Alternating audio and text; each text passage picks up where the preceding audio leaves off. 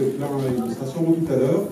Donc avant de faire l'habituelle introduction qui vous donne les nouveautés de l'année, je vais passer la parole au directeur de l'hôpital, Pascal Mariotti.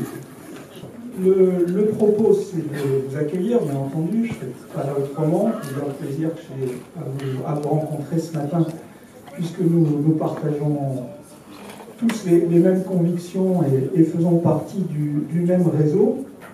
Et puis, en venant dans la voiture, justement, je me disais, mais qu'est-ce qu'on peut dire du moment et de l'époque qui ne soit pas un propos trop convenu et qui soit finalement, pour les patients, mais aussi pour nous les professionnels, je dis nous, pas uniquement vous, on en fait tous partie, qui soit aussi porteur d'espoir, parce que je pense que c'est ce qui nous anime tous depuis plus ou moins longtemps, selon la part qu'on a prise dans la durée à la question de la mise en place de la réhabilitation psychosociale et de la réhabilitation cognitive dans nos établissements, et bien entendu tout ce que ça implique et tout ce dont ça relève plus globalement et par ailleurs. Alors,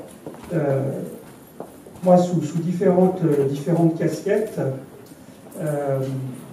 si je regarde au-delà du Vinatier, puis je terminerai par le Vinatier, parce qu'on parle toujours forcément aussi un peu de son établissement et de soi, c'est vrai que nos hôpitaux vont plutôt pas bien. On n'en a pas d'indices, on en a des indices, mais on n'en a pas de mesures très, très précises. Et on voit quand même que depuis quelques années maintenant, je suis jamais tombé dans un discours catastrophiste, parce que je pense j'ai même la conviction qu'on parle de façon beaucoup trop catastrophiste de la psychiatrie de façon générale et depuis des années, que la psychiatrie ne parle en général et ses représentants que de ce qui va mal. Certes, il y a des motifs, sauf que ceci détourne de la psychiatrie beaucoup de ceux qui pourraient lui apporter également des choses et y trouver aisément à travailler. Pour autant, donc la période est compliquée. Je ne sais pas, bien entendu, les uns et les autres, de quels établissements vous venez dans le réseau, mais on sait que c'est difficile un peu partout, et ceci n'est pas mesuré, que ce soit volontaire ou pas, ce n'est pas mesuré, on a très peu de données. Ce qu'on constate pour autant, et ça c'est déjà un pas dans la direction de ce qu'on veut faire, ou de ce qu'on fait, c'est que c'est plutôt l'hospitalisation qui va mal, et notamment l'hospitalisation de psychiatrie générale des adultes, si je dois témoigner de la situation du Vinatier. On voit que des lits ferment un peu partout dans les établissements, parce qu'effectivement, on essaie quand même de maintenir les dispositifs ambulatoires. Pour autant, ça nous dit quelque chose de l'hospitalisation et des fantasmes de ceux qui voudraient la maintenir à tout prix, voire ouvrir des lits, parce que soi-disant, on n'aurait pas de lits.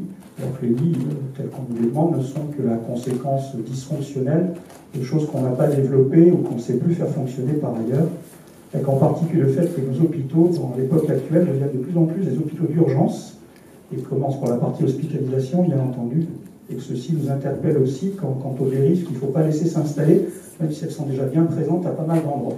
Là, je fais les constats, je n'essaie pas trop alourdir le propos, mais globalement, il y a des choses qui marchent aujourd'hui très bien, où manifestement les professionnels se sentent bien et ne votent pas avec leurs pieds, en quelque sorte, pour aller travailler ailleurs, qu'il s'agisse de médecins, d'infirmiers ou d'autres métiers, notamment quand on parle d'ambulatoire, ils sont plus diversifiés.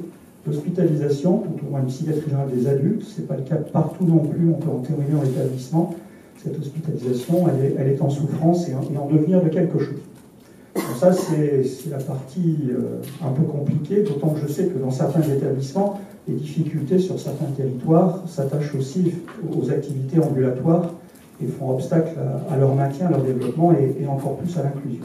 Alors moi, ce que je vais en dire, c'est 2 points avant de conclure. C'est que, on le voit d'ailleurs actuellement, ce qui fait que le Vinatier, je vais parler de ce que je connais plus directement, parce que les autres établissements, je ne les connais pas assez peu, même si on les fréquente assez souvent, c'est qu'aujourd'hui, si on va plutôt mieux que d'autres établissements, alors d'aucuns dans l'institution vous diront que ce n'est pas vrai, que ceci ne correspond pas à la réalité.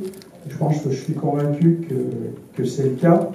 On a, en tant que Vinatier, comme quelques établissements dans ce pays, quelques avantages concurrentiels, et en particulier notre balance universitaire.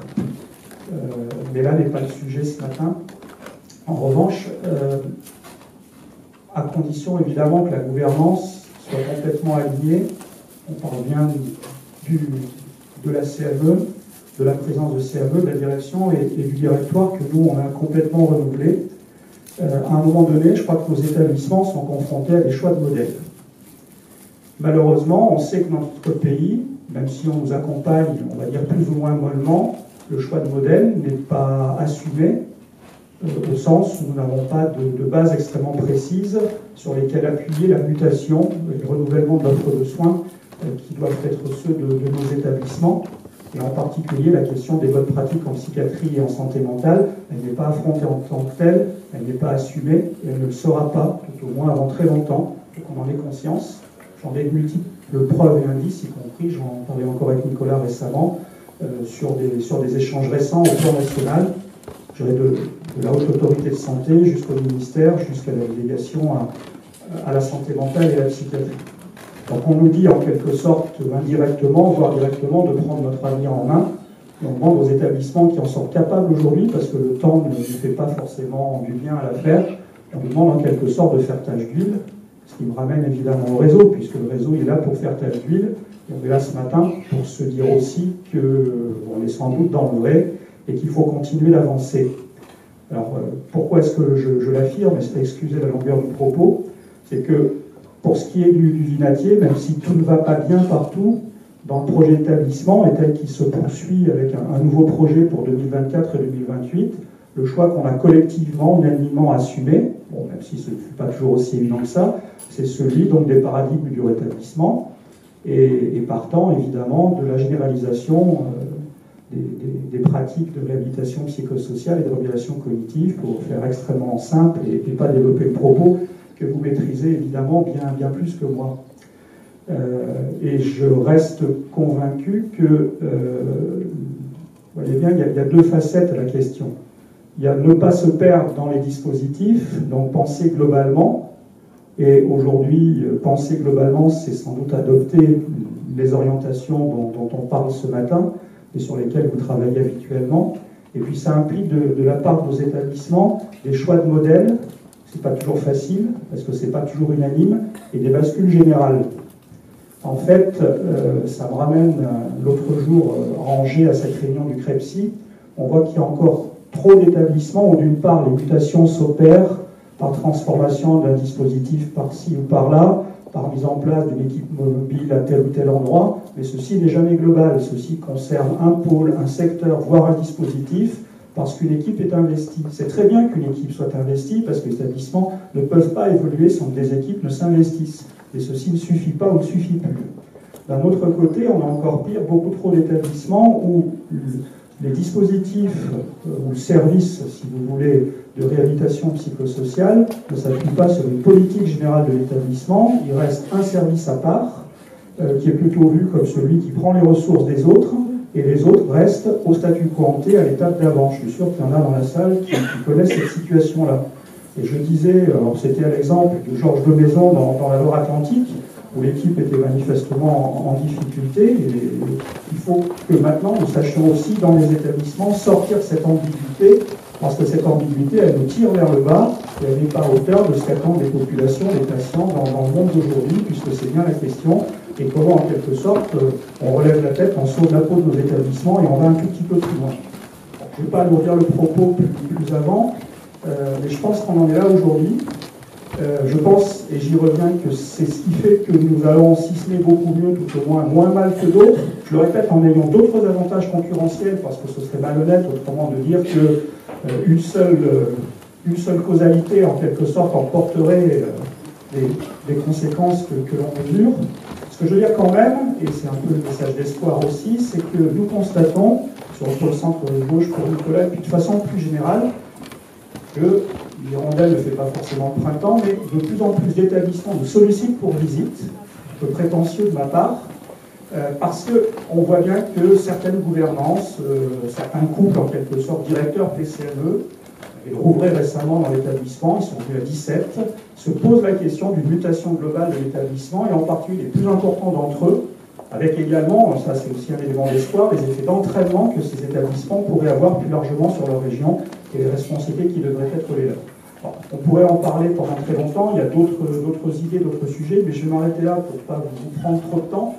Et c'était pour dire qu'effectivement, la mutation viendra des établissements. On nous dit de faire tâche d'huile.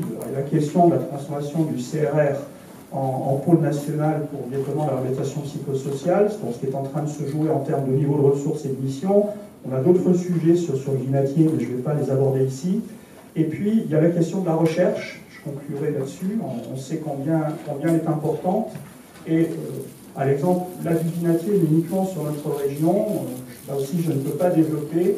Dans le nouveau modèle de financement de la psychiatrie, existe un compartiment qui vise à développer la recherche dans les centres hospitaliers non universitaires, monodisciplinaires ou pas. On essaie de se structurer en région sans rompre avec les CHU, en sachant que ceci n'est pas conçu pour être un levier de financement prioritaire des CHU. C'est pour essayer de développer la recherche dans les CHS en particulier, parce qu'elle est insuffisante. Elle existe par exception, il faut la développer. Il y a la question, y compris, qui se pose bien entendu à cette occasion-là de réabase, mais ce n'est pas bien entendu le sujet exclusif. Mais ces questions-là, il faut aussi y penser, en parler, parce qu'elles sont partie constituante du réseau. Je m'arrête là, je vous souhaite une excellente journée et je vous remercie encore d'être présent aujourd'hui. C'est un plaisir pour moi de prononcer ces quelques mots. Merci beaucoup, Pascal, pour ces mots introductifs. Je propose qu'on restructure au moins l'offre publique pour la partie donc, hospitalière pour les troubles les plus sévères et tout ce qui nous concerne au premier chef, qu'on la restructure sur la base de nos valeurs et de nos outils. Donc, en fait, on a un réseau national qui est bien implanté, avec entre 85 et 90 structures, et chaque hôpital, au lieu d'isoler la réhabilitation psychosociale, ferait mieux de s'en inspirer pour restructurer le reste, comme on l'a fait ici. Donc le rétablissement, la réhabilitation psychosociale au cœur de l'organisation hospitalière, mais tu l'as complètement dit. Et quand on fait ça, ça veut dire qu'on a un modèle global de l'unité, du service, du pôle de l'hôpital. Et on a un modèle aussi de l'hospitalisation. Là, je vois l'équipe d'Axéen qui est bien représentée ce matin. Si on travaille correctement la construction d'unités d'hospitalisation avec un effectif médical suffisant, et on sait que ça tient à peu, la différence.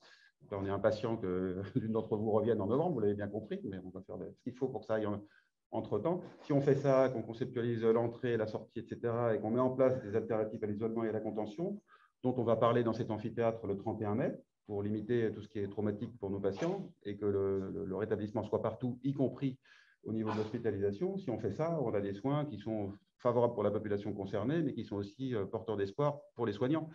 Et là, l'unité, le service, le pôle devient attractif.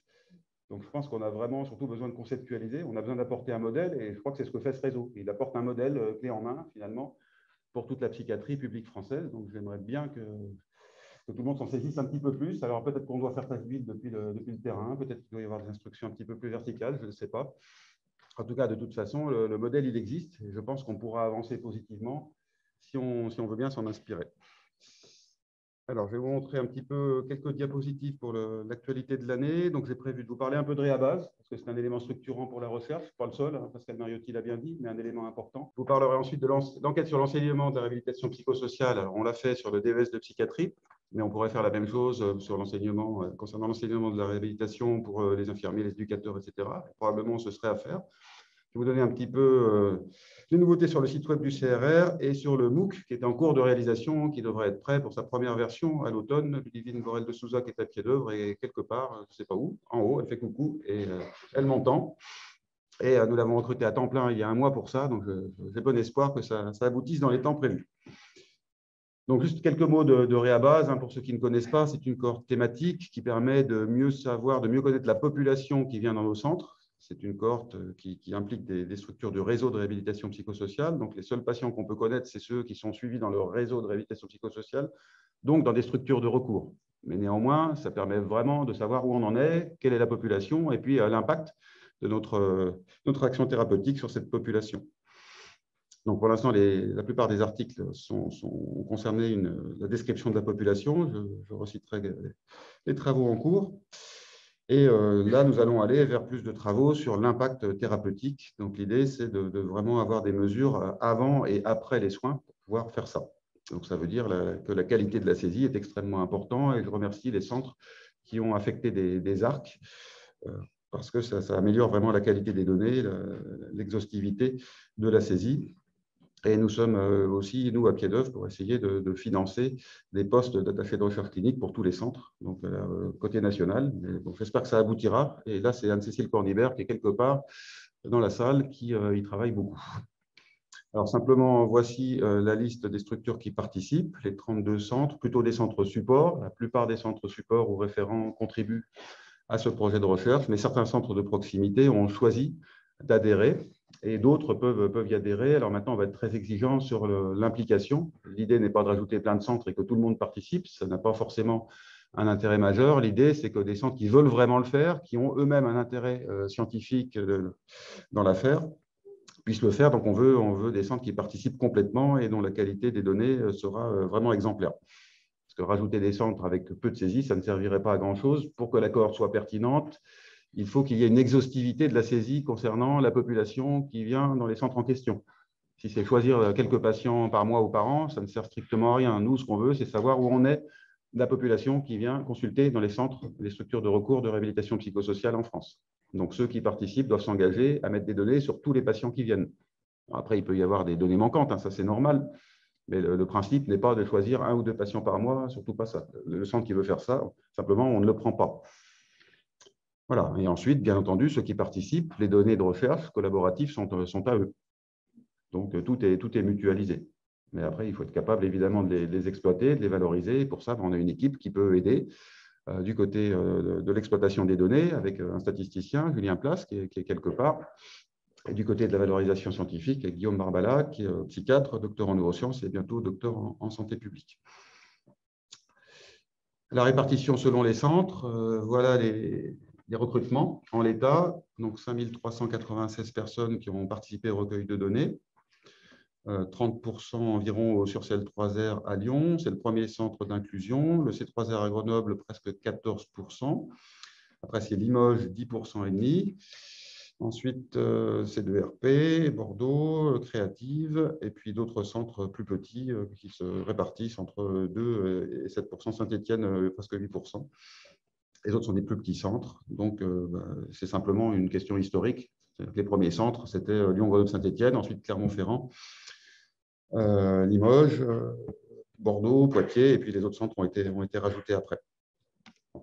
Voilà, là, on voit l'impact de la crise Covid sur l'inclusion des personnes dans l'étude. Vous voyez, ça a monté progressivement. L'étude a commencé le 4 janvier, enfin le recueil de données, le 4 janvier 2016. Donc, on a eu 450 inclusions dans la base de la première année. C'est monté à 507, 816. En 2019, on a atteint presque 1000, un peu moins de 1000. Et puis, évidemment, avec la crise Covid, ça a été beaucoup moins facile puisque tout l'ambulatoire a été fermé dans toute la France pendant quelques mois. Et après, c'est reparti à un niveau inférieur, vous voyez. 2020, 630, 670, 2021, 601, 2022. Donc là, et puis avec toutes les conséquences sur notre organisation qui ont été évoquées par Pascal Mariotti, alors il n'y a pas que la crise Covid, hein, il y a tout le reste, mais néanmoins, vous voyez, on se maintient à un niveau inférieur et j'espère qu'on parviendra à relancer la machine avec plus de centres, mais surtout plus de qualité, plus d'exhaustivité, c'est-à-dire que ceux qui participent doivent, encore une fois, le faire complètement. Là, on ne peut pas savoir si c'est une baisse de la phylactie des centres qui implique ça ou si c'est une baisse simplement de la saisie. C'est difficile de le savoir, ça c'est à vous de nous le dire. D'ailleurs, on en discutera à la pause. Donc voilà, un petit point habituel, 2 tiers d'hommes comme d'habitude, enfin un peu moins de 2 tiers d'hommes, 33 ans au premier entretien, c'est toujours pareil, ça veut dire, ce n'est pas de votre faute que les patients qu'on vous envoie, qui viennent chez vous, arrivent trop tard. Ça c'est la même chose depuis le début. Et en fait, ça a été aussi un des motifs de restructuration à Lyon, c'est-à-dire que moi, quand j'ai pris la responsabilité du pôle Centre-Yves-Gauche le 1er janvier 2020, j'ai voulu confier la responsabilité du SURCEL3R, donc le centre référent lyonnais, à Frédéric Asbar, pour que justement les jeunes accèdent plus tôt. Donc ça s'est fait sur Lyon, mais ça ne change pas la moyenne nationale. C'est très bien que c'est fait dans d'autres endroits où la réhabilitation et les centres jeunes psychotiques sont liés, comme à Dijon, Nancy ou quelques autres. Mais vous voyez, en moyenne, ça n'a pas d'impact. Donc ça, c'était un des objectifs vraiment importants en France, c'est vraiment que vous fassiez de la communication pour que les jeunes arrivent dès le début de leur trajectoire de soins. À 33 ans, c'est trop tard. Enfin, c'est bien d'avoir des soins de réhabilitation à 33 ans, et au bout de je ne sais pas combien d'années de maladie, et 10 ans en général, je crois, là, ce n'est pas noté sur cette diapo, mais ce sera mieux au bout d'1 an ou 6 mois. Donc, évidemment, tout ce que je peux vous dire à vous, c'est faites un effort pour communiquer auprès des structures de votre territoire de santé pour qu'elles vous envoient les patients plus tôt, structures publiques, structures libérales, psychiatres libéraux, etc., etc. Tout ce que vous pouvez faire à votre niveau, c'est ça, puisque ce n'est pas vous qui les prenez en charge en première ligne. D'où l'intérêt d'avoir dans un pôle le secteur aussi et la structure de recours. Pôle centre-gauche, on a mis la réhabilitation psychosociale dans les soins de secteur et ensuite on a en plus le centre support juste derrière. Ça permet d'avoir plus de chances et on a des structures PEP pour tout le territoire du Vinatier. Ça donne plus de chances que les jeunes accèdent à ce type de soins et à des soins vraiment de qualité. Donc, promouvez ce type d'organisation sur vos hôpitaux. Ça rejoint ce que Pascal Mariotti disait en introduction. Voilà, puis le niveau d'études, c'est toujours à peu près la même chose. La dépendance à l'AH, c'est toujours à peu près la même chose. Et le fait que les personnes soient isolées, célibataires, c'est toujours la même chose depuis le début. Les hospitalisations, on hospitalise encore bien trop en France. Là, on est en 2023. On avait constaté dès l'extraction de 2018, la publication de Psychiatric Services d'avril 2019. On est encore au même niveau d'hospitalisation en France. Donc, à part fermer des lits, mettre le système sous pression et réduire les durées d'hospitalisation, comme on le fait ici, rien ne résoudra ce problème. Sinon, l'habitude en France, c'est d'aller aux urgences, d'attendre des jours, d'être traumatisé quand on ne veut pas rester parce qu'on est contraint. Finalement, il n'y a pas moyen de faire autrement. Puis les services d'urgence ne sont pas orientés rétablissement. Il n'y a pas assez de formation. Il faut les promouvoir. C'est important. Effectivement, les services d'urgence, eux, ils sont inquiets pour les patients. Ils ont tendance à dire « Ah non, il va y avoir des ennuis. Donc, gardons-le même s'il n'est pas d'accord. » Et ça, c'est la chambre d'isolement et le traumatisme assuré. Donc, un des objectifs, c'est aussi que vous travaillez avec vos services d'urgence. Il faut que vous promouviez les formations orientées rétablissement envers les services d'urgence, pour les services d'urgence. Si vous ne le faites pas, le système va rester dans cet état-là. Et derrière, vous avez des mois d'hospitalisation pour rattraper ça. Parce qu'on chronicise les patients encore volontiers dans notre pays. Donc, si vous voulez parler de ça plus à fond, venez le 31 mai, faire un petit peu de publicité pour ça. Je crois que ce sera en ligne aussi en direct, Anne-Cécile, c'est ça. Donc, 31 mai, journée sur le recueil du vécu après isolement. Et l'idée, c'est de trouver des alternatives à l'isolement et à la contention. Accès en ligne possible, Anne-Cécile? Oui. Voilà, donc vous pouvez venir dans l'amphi. Il y a encore de la place. Il restait quelques dizaines de places. On a une centaine d'inscrits. L'amphi contient 150 personnes. Et pour ceux qui ne peuvent pas venir, venez, parce que là, on essaye de fédérer ceux qui veulent changer les pratiques. Si on ne le fait pas, ça ne va pas changer tout seul. Donc, travail sur les services d'urgence, réorganisation de l'intra-hospitalier. C'est des objectifs importants. Vous, ce n'est pas votre cœur de métier, puisque vous êtes en réhabilitation psychosociale, structure de recours. Mais c'est à vous de pousser à la transformation autour. Pascal Mariotti parlait de tâche d'huile, c'est ça la tâche d'huile. Ça veut dire que vous avez une action pédagogique et vous dites le rétablissement, la réhabilitation psychosociale, c'est possible pour tous. Et ce qu'on a fait, c'est possible puisqu'on l'a fait ici. On a transformé les pratiques. Je cite HC1 parce que c'est le premier service transformé, la première unité transformée. Toute la France, la Suisse, la Belgique, etc. sont venus visiter. Ça sert d'exemple. Donc, on montre qu'on peut le faire, qu'on peut faire autrement, avec une qualité de prise en charge qui est bien supérieure. Donc, ce n'est pas des 20 mots, ce n'est pas un modèle théorique. On ne donne pas des leçons comme ça dans le vide. On a des éléments concrets. Donc, trop d'hospitalisation, trop de médicaments. Vous voyez, 33% des personnes ont au moins 3 médicaments. Donc, 12 ans de maladie au premier entretien. J'ai même l'impression que ça s'aggrave. En fait, la France chronicise de plus en plus. Et associe la réhabilitation psychosociale à rattraper les choses quand les gens sont vraiment hyper chronicisés. Ils n'ont vraiment plus la moindre idée du fait des antipsychotiques, puisqu'ils en ont trop. Il y a trop de durée, ils sont imprégnés au maximum. Aucune possibilité d'apprentissage. Vous saturez les récepteurs des deux, vous altérez les capacités d'apprentissage. Donc ça, c'est vraiment extrêmement ennuyeux. Trop tard, trop longtemps, trop de médicaments. Donc c'est contre ça que vous devez lutter. En fait, c'est pas tellement, ce que je vous demande, ce n'est pas tellement de voir plein de patients. Si vous les voyez, mettez les données dans Réabas, ça, vous avez compris. Mais c'est surtout de faire des formations, des initiations. Votre action, ça fait 2-3 ans que je vous dis ça, mais je le répète cette année parce que ce n'est pas forcément les mêmes personnes. Votre action principale, elle est pédagogique. Si vous n'avez pas de lien avec les services de votre hôpital et de votre territoire de santé, vos centres ne servent pas à grand-chose parce que vous voyez les gens trop tard.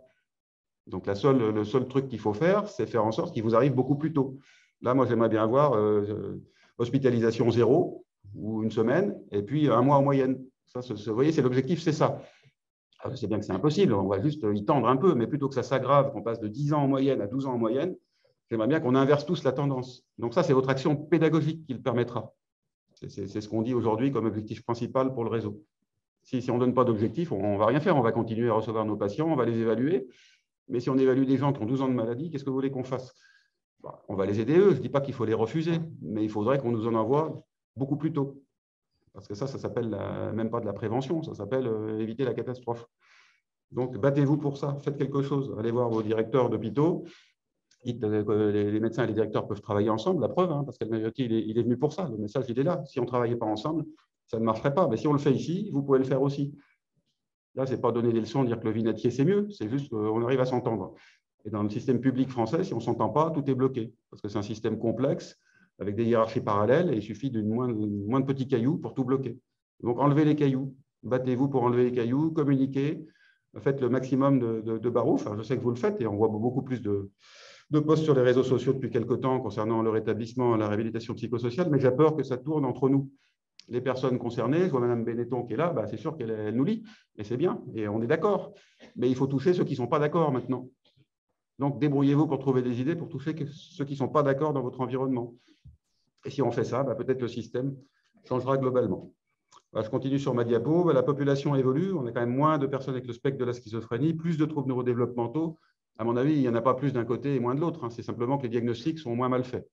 Donc, petit à petit, ça va se compenser. Donc là, il y a un effort à faire sur le diagnostic, parce qu'on voit parfois des présentations avec des choses qui paraissent évidentes. Et en fait, les diagnostics ne sont pas faits par manque de formation. Ça rejoint mon point suivant sur la formation. Les demandes de la population, c'est toujours les mêmes. Je ne reviens pas. C'est ce qu'on a constaté depuis 2019. Les gens veulent travailler, veulent mieux gérer leurs symptômes, être formés, avoir un meilleur fonctionnement cognitif ou avoir plus de facilité à communiquer, avoir des relations satisfaisantes. Donc maintenant, la valorisation des données, ça c'est extrêmement important parce que recueillir des données, c'est bien, mais si on n'en fait rien, ce n'est pas très utile. Vous perdez juste du temps. Donc on a voulu améliorer la valorisation des données et c'est pour ça que j'ai proposé à Guillaume Barbala de rejoindre l'équipe du pôle centre-Rive-Gauche. C'était il y a un peu plus d'1 an et demi, je crois en septembre 2021. Et depuis, je le remercie tous les jours de ce qu'il crée comme dynamique. Pour ceux qui participent aux réunions du jeudi, une fois par mois, de 12h30 à 13h30, vous voyez ce qu'il a pu insuffler. Donc, ça peut encourager d'autres personnes à venir à ces réunions. Donc, Guillaume Barbala, il accompagne pour construire des projets de recherche, il accompagne dans la valorisation des données, il accompagne dans la rédaction des articles scientifiques indispensables. S'il n'y a pas d'article, c'est comme si on n'avait rien fait. Donc, tout ça, il est extrêmement précieux et je le remercie publiquement aujourd'hui. Donc, vous voyez, il y a 613 utilisateurs de Réabase quand même. C'est-à-dire ceux qui saisissent dans la base, c'est 613 collègues sur toute la France. Donc, c'est quand même un projet considérable. Et cette cohorte, j'y tiens beaucoup, c'est la seule dans le monde qui a cette thématique-là. Donc, ça vaut le coup de le faire bien. Et merci pour ce que vous faites. Voilà les projets en cours. Donc, je ne vais pas tous vous les lire. Vous voyez que c'est extrêmement varié. Il y a un peu trop de projets à Lyon. Alors, à un moment donné, il n'y en avait pas assez, mais il y en a vraiment beaucoup. Merci à ceux des autres villes, Nancy. Je vois 2 projets de Nancy. Il faut aussi faire des choses qui permettent de changer le système. Et aucun système ne changera sans données scientifiques. Les pouvoirs publics et les collègues, ils croient les données scientifiques. Donc, il faut des publications scientifiques avec des données solides sur la base d'une méthodologie bien construite. Si on ne fait pas ça, ça ne changera pas. Il y a la pédagogie et les données scientifiques. Il y a 2 choses à faire. Donc, encore une fois, la priorité, ce n'est pas de voir plein de patients. Bien sûr qu'il faut les voir. Ne mollissez pas de ce côté-là, mais faites le reste aussi. Parce que sinon, ça ne change pas. Vous voyez, autour de nous, les gens, nous, on est entre nous, on est un réseau solide, on s'entend bien, on se voit souvent. Mais ça ne suffit pas. Si on reste entre nous, en fait, on ne touchera pas toutes les personnes qui ont besoin de nous. Or, l'idée, c'est vraiment de déployer ça pour tout le monde en France. Donc, allez-y, communiquez, convainquez, faites tout ce qu'il faut pour ça. Donc, un petit mot sur la formation. Nous avons fait avec Anne-Cécile Cordibert, encore une fois. Merci Anne-Cécile pour tout ce que vous faites. Donc, Anne-Cécile et moi avons fait cette enquête-là que nous avons diffusée à tous les coordonnateurs de DES de psychiatrie en France. Et au moins, c'est bien, ça permet de nous rassurer. La réhabilitation psychosociale et le rétablissement sont enseignés aux internes. Donc, reste à faire ça aux infirmiers, comme je disais, aux éducateurs, aux ergothérapeutes, etc. Ça, on a aux psychologues. On n'a pas de maîtrise là-dessus. On n'a pas de maîtrise là-dessus. Là, j'étais en Tunisie, comme on le disait tout à l'heure, avec Pascal Mariotti. Je parlais des psychologues d'un institut de formation d'éducateurs qui me disaient ceux qui sont formés en France, ils sont formés à des valeurs un petit peu anciennes. Ils ne peuvent pas parler aux autres qui sont formés aux approches scientifiques qui viennent du monde anglo-saxon. Ça, c'était côté psycho, parce que les facs de psycho françaises ne sont pas toutes modernes, c'est hétérogène. Après, éducateurs, etc., etc. Donc, si vous avez un impact là-dessus, allez-y. L'impact local, et après le national, on verra ce qu'on peut faire. En tout cas, du côté du DES, de psychiatrie, c'est-à-dire tous les futurs médecins, ça fait quand même beaucoup de monde chaque année, ils sont globalement à peu près bien formés. Alors, 88% des coordonnateurs ont répondu. Ce n'est pas complètement exhaustif, mais c'est quand même presque 9 sur 10, c'est bien. La représentativité est très bonne et ça veut dire qu'on peut quand même penser que c'est 24 sur 24, il y a eu 24 réponses. La psychoéducation est enseignée à tous, le concept du rétablissement est enseigné à tous. Vous voyez, la paire aidance, il n'y en a que 2 tiers qui connaissent et qui l'enseignent. Donc là, il y a un effort à faire du côté de la paire aidance. La prescription pharmacologique pour le rétablissement, c'est seulement une partie, 19 sur 24, ce n'est pas trop mal. La remédiation, ce n'est pas tous. C'est quand même très étonnant, depuis le temps qu'on en parle, avec tout ce qu'on a fait, il n'y en a que 19 sur 24, il y en a 5 qui n'enseignent pas. Bizarre, je ne sais pas qui c'est, enfin si, je sais qui c'est, mais je ne vous le dirai pas. Et peut-être certains d'entre vous reconnaissent ce qui se passe sur leur subdivision. Donc n'hésitez pas à travailler avec le coordonnateur du DES local. c'est indispensable. Moi, j'interviens dans certains DES d'ailleurs, comme Limoges, etc. Et c'est très bien, j'en suis content. Je ne souhaite pas intervenir partout. Je souhaite surtout que vous puissiez, vous, parler sur le terrain à votre coordonnateur local, parce que c'est ça qui permettra éventuellement de mettre la réhabilitation au cœur de l'enseignement. Mais après, associez-les. S'ils ont l'impression que c'est vous qui faites tout et qu'ils ne sont pas associés, ils ne participent pas, ils n'encouragent pas les internes à venir. Parce que vous allez voir sur la diapo d'après que les cours ne sont pas, je ne sais pas si c'est marqué. En tout cas, les cours ne sont pas obligatoires partout. Et quand les cours ne sont pas obligatoires, les internes ne viennent pas. Et pour ceux qui ne viennent pas, c'est comme si on n'avait rien fait, évidemment. Donc, ce n'est pas qu'on veuille contraindre tout le monde, mais on est un petit peu trop libéral en France. Et avec les cours pas obligatoires, en fait, on perd vraiment des chances. Donc, ce qu'on souhaite, c'est que les cours sur la réhabilitation psychosociale et le rétablissement, vu les enjeux, soient obligatoires. C'est ce qu'on a fait en Auvergne-Rhône-Alpes, dans la plupart des subdivisions, sauf une. Et là, c'est la question du lien, je ne dis pas laquelle, avec le coordonnateur. Celui qui fait la réhabilitation, son lien avec le coordonnateur qui va permettre que ça change. Donc, il faut prendre la peine de prendre rendez-vous, d'aller convaincre, etc. Parce que sinon, il dit moi, je ne sais pas trop, je ne suis pas au courant. Il me l'a dit il n'y a pas longtemps. Hein. C'est pour ça que je dis ça. Ce qui est important pour changer la vision des internes conformes et puis de tous les professionnels de santé, c'est de permettre à des personnes qui ont été concernées par les troubles de parler, d'être au cœur de l'enseignement. Donc, les pères aidants, c'est essentiel de mettre au cœur de l'enseignement. Ici, ils ont fait une journée à Lyon, DES de psychiatrie de Lyon, ils ont organisé complètement une journée pour les internes. C'est eux qui ont été les intervenants, les organisateurs, tout ce que vous voulez, ils ont tout fait. Et ça a beaucoup plu aux internes. Ça donne une image complètement différente du rétablissement. Donc ça, vous ne pouvez pas le faire. Il y a le seul coordinateur de DES ici, je crois que c'est moi, mais vous pouvez influencer les autres. Donc, allez-y. Et puis, vous voyez, en plus, le bénéfice dans l'affaire, je vais faire une corrélation, vous voyez, ça veut rien dire du tout, mais à Lyon, les pères aidants forment les internes, premier DES choisi en France. Voilà. Non, mais c'est comme quand on dit le capitaine, chose du 45, c'est pour ça que son bateau va plus vite, hein, parce que c'est arrivé après. Mais néanmoins, si on voulait parler de manière simple, on pourrait dire, regardez, il y a un lien évident. Plus il y a des pères aidants, plus il y a du rétablissement, plus le DES est choisi, ça améliore l'attractivité. En même temps, ce n'est pas faux, parce que les internes demandent ça. Ils le demandent. Et comme je suis au CA du CNUP, le Collège national des universitaires, avec les représentants des internes au niveau national, je sais ce qu'ils demandent. Donc, ça vaut le coup aussi pour l'attractivité de votre ville. Battez-vous pour ça, pour cette raison également. Un petit mot sur les directives anticipées en psychiatrie. Ça, c'est un outil qui est beaucoup porté par les pères aidants et la formation aux directives anticipées en psychiatrie, enfin l'utilisation des DAP, est portée par des pères aidants. Donc, inscrivez-vous et pour vous inscrire, vous écrivez aux personnes dont les noms sont marqués là. Donc, il y a un financement national pour ça. Et les directives anticipées, vous voyez, ça fait tout ça. Ça diminue les hospitalisations, il y en a besoin en ce moment. Ça améliore le rétablissement, l'autonomie, etc., etc. Donc, si vos équipes ne sont pas formées aux directives anticipées, envoyez-les se former en écrivant aux adresses email qui sont notées là. Le site du CRR, je vais simplement vous dire quelques mots rapidement pour vous dire qu'il est là pour valoriser ce que vous faites. Ce n'est pas du tout un site pour valoriser les équipes lyonnaises, c'est un site national, dans une structure nationale. Et donc, vous pouvez confier des vidéos, vous pouvez solliciter des reportages, vous confier n'importe quel lien, simplement parce qu'il est très consulté, ça vaut le coup. Donc, je vous dis ça parce qu'on est un petit peu obligé d'aller chercher l'information, c'est dommage. C'est très utilisé, ça donne de la visibilité à vos centres. Donc, utilisez ça. Les pages du site web et les réseaux sociaux derrière. Ça sera plus efficace et on pourra valoriser plus de choses si on n'a pas l'effort de penser, d'aller chercher, passer du temps à aller piocher l'information. Vous, faites-la remonter spontanément. Les structures répertoriées sur le site 10 depuis l'année dernière.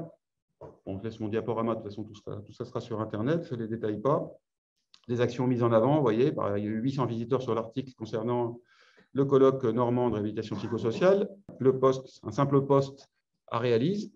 300 personnes l'ont regardé. J'espère qu'il a été pourvu. En tout cas, envoyez les annonces de poste parce que c'est consulté et ça permet de trouver des personnes. Les abonnés sur LinkedIn, Facebook, Twitter. Voilà, je vous montre les principaux chiffres. Donc, ça augmente tout le temps. Et ça veut dire que les posts sur les réseaux sociaux peuvent avoir un impact. C'est encore un petit peu trop entre nous, mais on va quand même au-delà du réseau de réhabilitation psychosociale. Quand on voit le nombre de personnes, 9000, c'est au-delà du réseau de réhabilitation psychosociale. Donc, c'est important tout ça.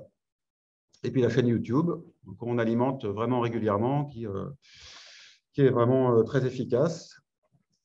Voilà, les vidéos les plus visionnées.